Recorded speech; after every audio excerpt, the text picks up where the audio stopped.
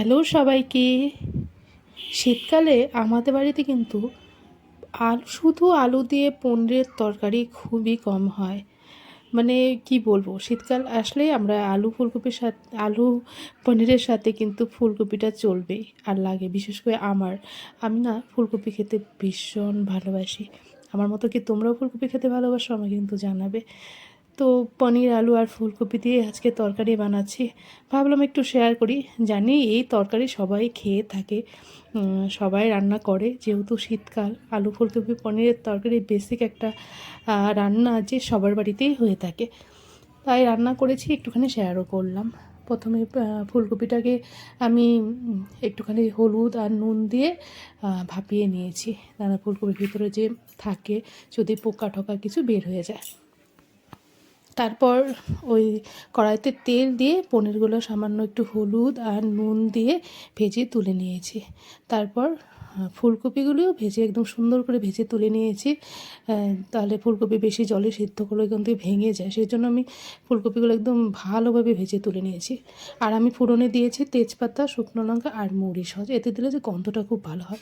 আর আলুটা ভেজে তুলে নিই আমি ওই একদম ফোড়নের মধ্যে আমি আলুটা দিয়ে দিয়েছি। দিয়ে ভালোভাবে আলুটাকে লাল লাল করে ভেজে মশলা, যেগুলি বেসিক মশলা থাকে, জিরের গুঁড়ো, ধনের গুঁড়ো, লঙ্কার গুঁড়ো, আদা বাটা দিয়ে একটু জল দিয়ে ভালোভাবে মশলাটাকে কষিয়ে নিলাম। আর দিয়ে দিলাম টমেটো পেস্ট, এতে আর একটু টেস্টটা ভালো হয়। আর দিয়েছি যেহেতু শীতকাল, মটরশুঁটিও দিয়ে দিলাম কয়েকটা, ভালো লাগে খুব খেতে আমার। তো সব কিছু দিয়ে স্বাদ মতো হলুদ, নুন, একটুখানি চিনি দিয়ে দিলাম, দিয়ে ভালোভাবে কষিয়ে নিলাম।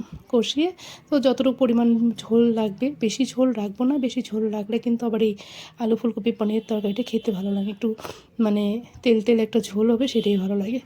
তো দিয়ে দিলাম এবার পরিমাণ মতো জল।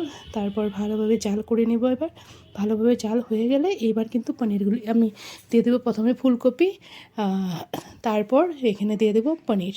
দিয়ে নামানোর আগে দিয়ে দেবো এবার গরম মশলা গুঁড়ো, একদম শুধু এলাচ গুঁড়ো এখানে আমি দিয়েছি, অন্য কিছু দিইনি। দারচিনি এগুলি কিচ্ছু দিইনি, শুধু এলাচ গুঁড়ো দিয়ে দিয়েছি। আর তারপরে দিয়ে দিলাম 1 চামচ ঘি। দেখেছো কালারটা কত সুন্দর হয়েছে?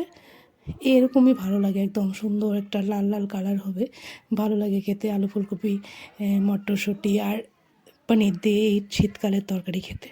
এটা কিন্তু রুটির সাথেও খেতে ভালো লাগে, ভাতের সাথেও খেতে ভালোবাসে, লুচি হলে তো কথাই নেই, আর জবাবই হয় না, এতটাই টেস্টি লাগে। আর নিরামিষ দিনে তো এরকম খেতে মানে দারুণ হয়, দারুণ। আর রেসিপিটা যদি ভালো লেগে থাকে অবশ্যই একটা লাইক কমেন্ট করে জানাবে। আসবো এক নতুন ভিডিও নিয়ে। আজকে তাহলে আসি, টাটা, সবাই ভালো থাকবে।